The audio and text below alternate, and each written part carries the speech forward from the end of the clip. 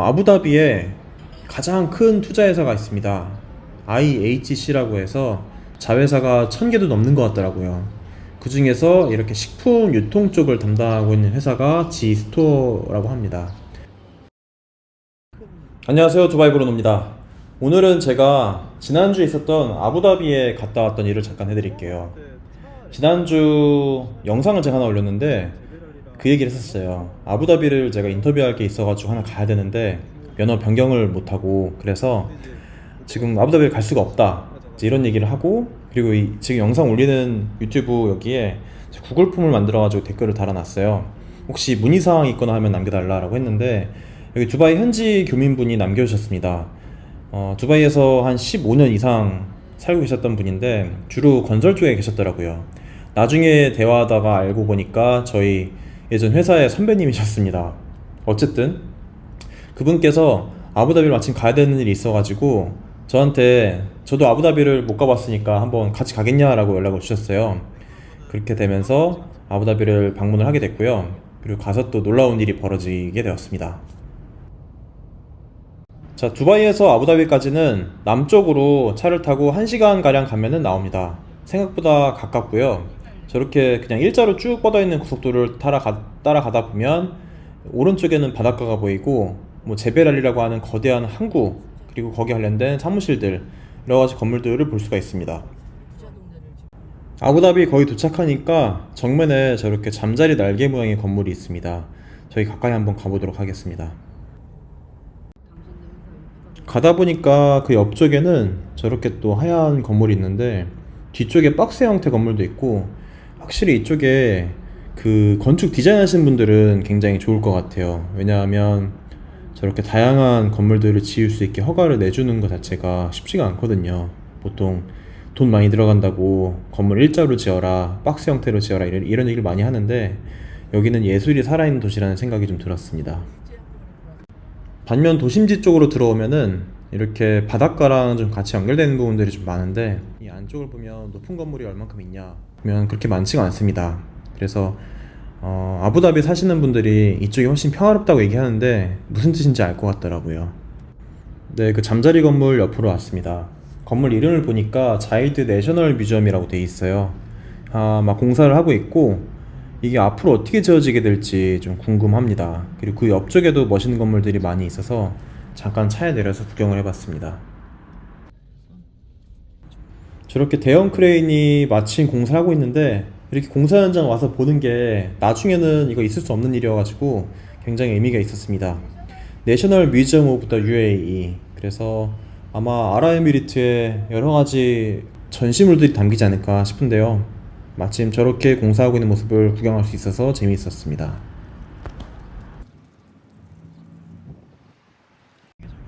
저기 멋진 건물들이 쫙 모여있는 지역인데 마침 거기에 이렇게 대규모 빌라를 짓는 곳도 보게 되었습니다. 여기 집값 엄청나게 비쌀 것 같아요. 왜냐하면 주변이 전부 에메랄드 바닷가고, 그리고 아까 내셔널 뮤지엄이라던가, 그리고 또 구겐하임, 또 뭐 있더라, 루브르 아부다비 등등의 건물의 한가운데 저 지금 빌라가 있는 거거든요. 지금 나타나기 시작하는 게 구겐하임입니다.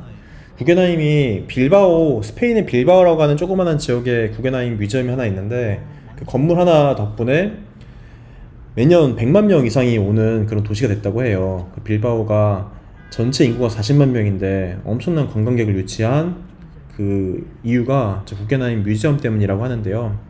여기에 저렇게 건물이 많이 지어지고 있었습니다. 마침 제가 저거 완성된 사진만 봤었는데 이렇게 많이 공사가 돼 있었을지는 몰랐어요. 마침 저를 같이 데려다 주신 분께서도 건설 현장 출신이십니다. 그래서 이렇게 공사 현장, 공사 아직 다 안 끝나 있는 데를 이렇게 같이 구경을 하면서 옛날 건설에 대한 얘기도 많이 하게 되고, 지금 여기 앞에 보이는 거는 루브르 박물관인데, 루브르 박물관이 이제는 좀 묻히는 것 같아요. 어쨌든 이렇게 현장을 다니면서 구경을 할 수 있는 아주 좋은 기회였습니다. 이거는 지금 아니면 다 지어지고 나서는 못 볼 수 있는 현장이었기 때문에 뜻깊은 시간이었고요. 그리고 아부다비의 그 루브르 박물관은 저렇게 바다 위에 지어져 있습니다. 자, 차를 타고 싹 지나가면서 보이는 게 루브르 박물관, 그리고 저 네모 박스 형식으로 되어 있는 건물은 약간 랩스 같은 느낌이었고 미디어 아트 이런 거 하는 것 같아요. 그 다음에 아까 내셔널 뮤지엄, 그리고 저렇게 하얗게 구름처럼 생긴 건물, 저 4개의 멋있는 건물이 한 뷰에 보이는 그런 바닷가를 지나고 있습니다. 아부다비는 이렇게 자세히 보니까 좀 발전을 위한 도시라기보다는 문화와 예술을 향유하는 그런 도시가 되지 않을까 싶어요. 두바이와 아부다비가 1시간 차이지만 이렇게 도시 분위기가 정말 다릅니다. 그렇지만 공통점으로는 굉장히 깔끔하고, 저기가 왕궁이라고 들었는데 대통령이 업무를 보는 그런 공간인 것 같습니다. 그리고 예전 왕궁은 오픈을 해놨고 거기 안에서 금커피를 판다고 하더라고요. 그래서 관광객 모드로 들어가서 금커피 한 잔 마시도록 하겠습니다. 여기가 금커피를 파는 곳이고요. 예전에는 이 건물이 대통령 궁이어서 업무를 보는 곳이었다고 하는데 지금은 이렇게 관광객에게 오픈을 해서 그 안에서 여러가지 시설들이 운영이 되고 있습니다.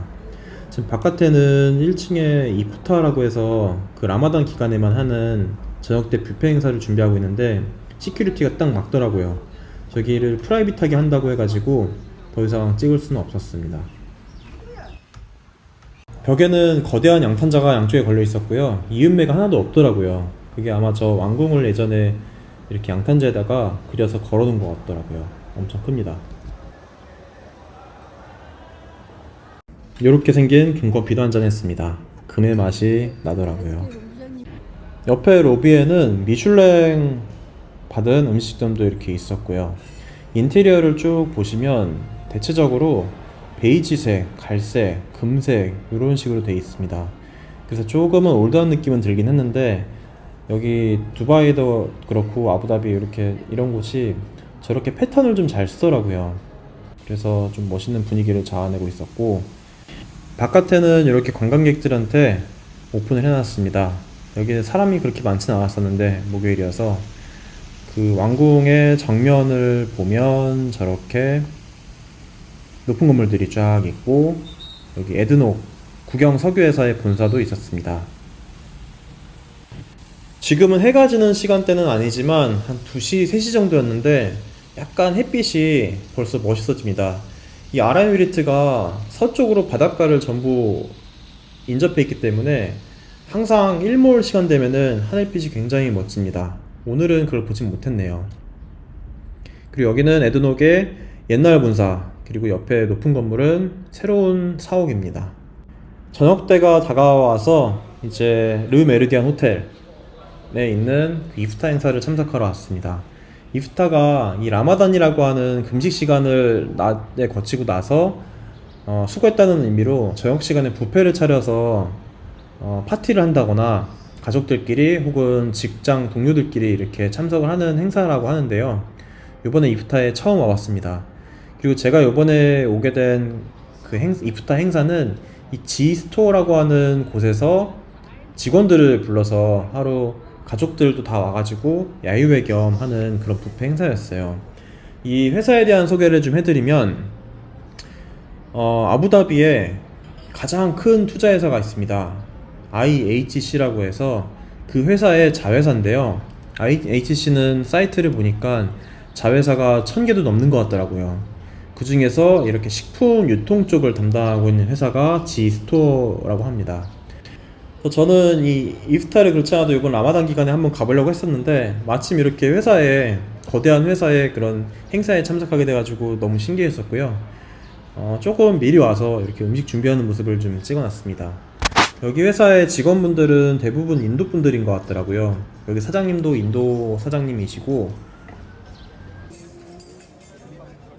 다른 직원분들도 인도 분들이 많은 것 같았어요.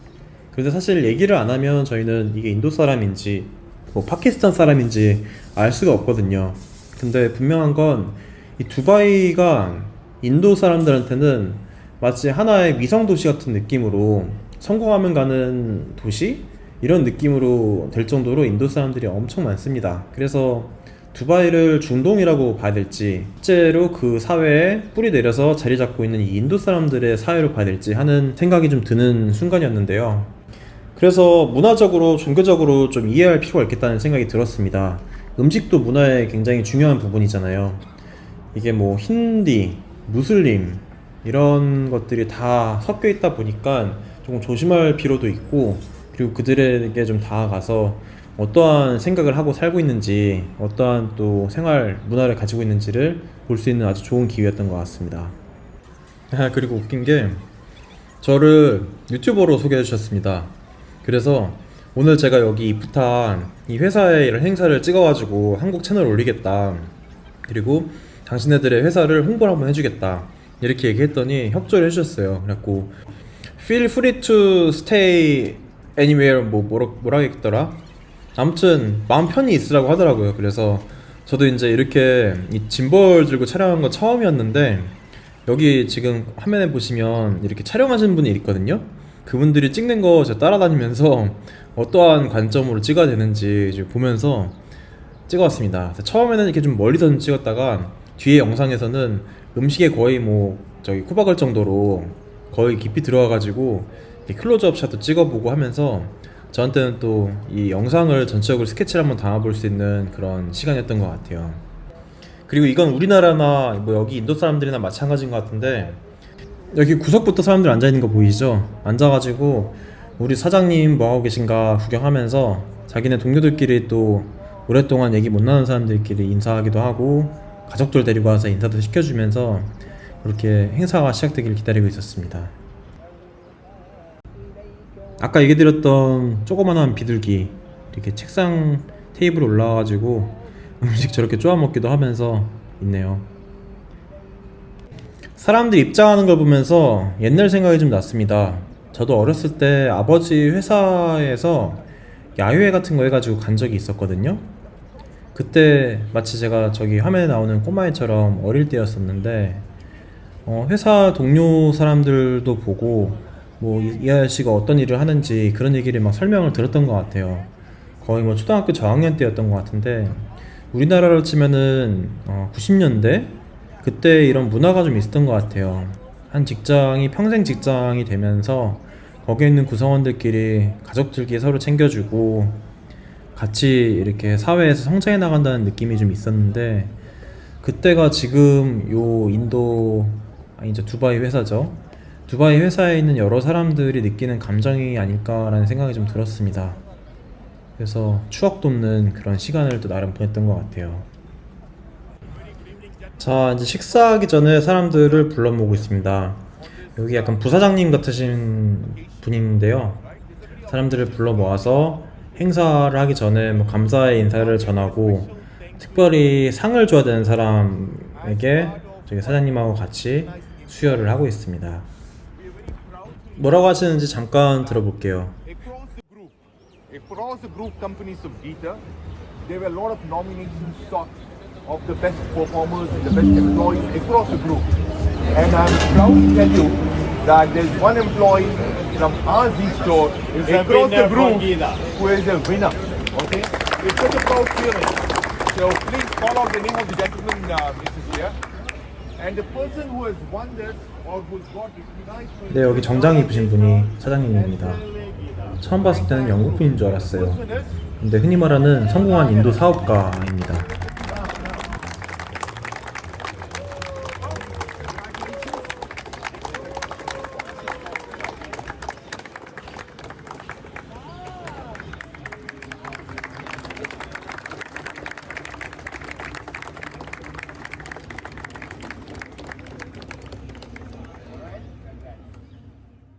네, 음식 커버가 다 열려가지고 이렇게 디저트부터 해서 쭉 한번 또 담아봤습니다.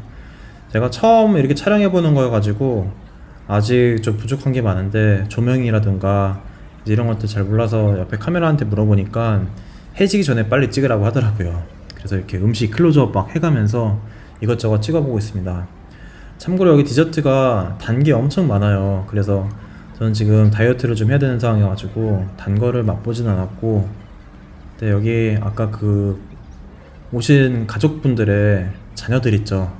여기 디저트 쪽 엄청 좋아하더라고요. 그래서 이것저것 막 퍼가는 걸 보게 됐습니다. 그 다음에 음식 쪽입니다. 지금 보이는 게 후무스라고 해서 약간 소스 같이 좀 걸쭉한 건데, 샐러드나 뭐 여러 가지 치즈 같은 음식하고 같이 곁들여서 먹더라고요. 그리고 뭐 야채류, 뭐 토마토, 샐러드들이 여러 가지 있었고, 자세히 보니까 완전 인도식보다는 그냥 일반 서양 뷔페 같은 느낌이 좀 들었던 것 같아요. 김밥, 그리고 뭐 연어 롤 같은 것도 좀 있었고요.